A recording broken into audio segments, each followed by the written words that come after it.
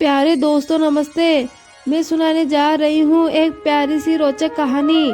कहानी का नाम है शंकर जी के नंदी और कृष्ण जी की खेती। तो प्यारे दोस्तों, ये कहानी बहुत ही मज़ेदार की कहानी है, तो कहानी को पूरा जरूर सुने। एक बार भोलेनाथ जी तपस्या से उठे, तब माता पार्वती भोलेनाथ जी के पास आई और बोली, स्वामी जी, आप सारा दिन पर्वत पर बैठे रहते हो और मैं सारा दिन घर का काम करती रहती हूँ और भूखी प्यासी बैठी रहती हूँ। आप कुछ नहीं कमाते और मैं क्या खाऊं और क्या अपने बच्चों को खिलाऊं। आपने कभी ध्यान भी दिया है कि परिवार कैसे चलता है। माता पार्वती की बात भगवान शंकर ध्यान से सुन रहे थे। आप मेरी एक बात मानोगे स्वामी जी? भोलेनाथ बोले, मैं आपके साथ साथ फेरे लेते हुए सातों वचन निभाने का वादा भी किया था। तुम कहो तो मैं तुम्हारी बात जरूर ही मानूंगा। तो ठीक है, आप वृंदावन चले जाओ। एक आपका नंदी बैल तो है ही और एक बैल वृंदावन में आप कन्हैया से मांग लेना। कन्हैया के बहुत खेत हैं, आप वहाँ खेती करना और जो फसल वहाँ उगे उसे हमारे लिए ले आना। उससे थोड़ा बहुत खर्चा तो चलेगा, पर एक बात का ध्यान रखना स्वामी जी, आप कन्हैया से कहना आप खेती ऊपर के लोगे और नीचे का हिस्सा कन्हैया को देना। ठीक है माता पार्वती, मैं अभी नंदी बैल पर बैठकर वृंदावन जाता हूँ। इसके बाद भोलेनाथ जी अपने नंदी बैल पर बैठ गए और वृंदावन कन्हैया के पास जाने लगे। रास्ते में नंदी बैल बोला, प्रभु, हम कन्हैया के पास जा तो रहे हैं, लेकिन कन्हैया बहुत ही चतुर हैं, बहुत ही नटखट हैं। भोलेनाथ बोले, कोई बात नहीं, जो होगा वो देखा जाएगा। मैंने पार्वती को वचन दिया है कि मैं अब खेती करके ही लौटूंगा। और इसके पश्चात भोलेनाथ जी अपने नंदी बैल के साथ कृष्ण जी के द्वार पर पहुंचे और अपना शंख बजाने लगे। शंकर जी के शंख की आवाज सुनकर कन्हैया जी अपने दरवाजा खोलते हैं और दरवाजा खोलते ही उनके दरवाजे पर भोलेनाथ खड़े हुए थे और कन्हैया जी भगवान शंकर को प्रणाम करते हैं। भोलेनाथ, आप भीतर पधारिए, अचानक आपको कैसे आना हुआ? आप मुझे संदेशा भेज देते, मैं आप से खुद मिलने आ जाता। कन्हैया, मेरा एक काम है जो तुम ही कर सकते हो। हाँ हाँ प्रभु, बताइए क्या काम है और मैं आपकी किस प्रकार मदद कर सकता हूँ। भोलेनाथ बोले, मुझे आपके खेतों पर खेती करनी है। एक बैल मेरे पास है और एक बैल आपका मुझे दे दो और आपकी खेती पर मुझे खेती करने के लिए दे दो। कन्हैया बोला, क्यों मैया, आपका क्या विचार है? भोलेनाथ हमारे खेतों पर खेती करने के लिए आए हैं। हाँ तो कोई बात नहीं, ये तो अच्छी बात है, हमें भी बनी बनाई फसल मिल जाएगी। भोलेनाथ बोले, लेकिन मेरी एक शर्त है, आप खेती में जो कुछ बोने के लिए बोलोगी मैं वो बो दूंगा, लेकिन खेत का ऊपरी हिस्सा मैं रखूंगा। तो आप बताओ मैं खेत में क्या बो दूं? कन्हैया बोला, ठीक है, मुझे मंजूर है। आप एक काम करो, अपने खेत में आलू बो दो। भोलेनाथ बोला, ठीक है, मैं फसल तैयार होने के बाद ही आपसे मिलूंगा। इसके बाद भोलेनाथ जी अपने बैलों को लेकर खेती करने चले गए। उन्होंने खेत में खूब ही मेहनत किया। उन्होंने खूब मेहनत से आलू उगाए और कुछ ही दिनों में आलू की फसल तैयार हो गई। शर्त के अनुसार भोलेनाथ जी और नंदी जी मिलकर आलू की ऊपरी फसल को काट लिए और उसे गठरी में भरकर कैलाश ले आए। शंकर जी ने बहुत ही खुशी से माता पार्वती को हाथ में गठरी दी। माता पार्वती मैया ने जब गठरी खोलकर देखा तो वो हैरान हो गई। उस गठरी में तो पत्ते ही पत्ते थे। प्रभु, आप ये क्या उठा लाए हो?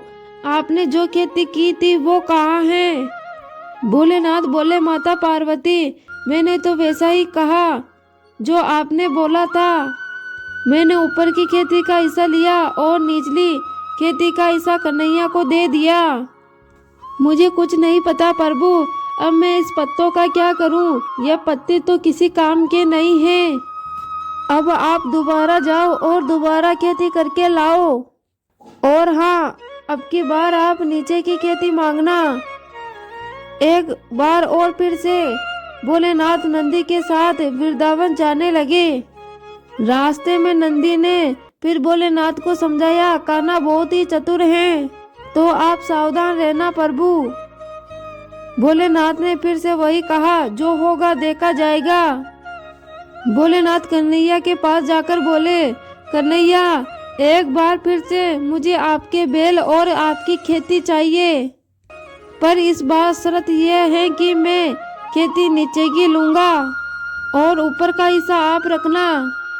ठीक है, फिर आप बाजरा बो दो। के कहने पर भोलेनाथ ने बाजरा बो दिया। बाजरा बोने में भोलेनाथ ने बहुत ही मेहनत की और कुछ ही दिनों में बहुत अच्छी बाजरे की फसल तैयार हो गई। शंकर जी बाजरे की डंडियां तोड़कर कैलाश ले गए और ऊपर का सारा बाजरा कन्हैया जी और यशोदा मैया अपने घर ले गए। कैलाश पहुंचकर जब भोलेनाथ ने माता पार्वती को बाजरे की डंडियां हाथ में सौंपी तो माता पार्वती उन्हें देखकर बहुत ही गुस्से में हो गई। अरे स्वामी जी, आप ये क्या ले आए? ये तो एक घास फूस है, इनका मैं क्या करूंगी? इनके बाजरे के दाने कहाँ पर हैं?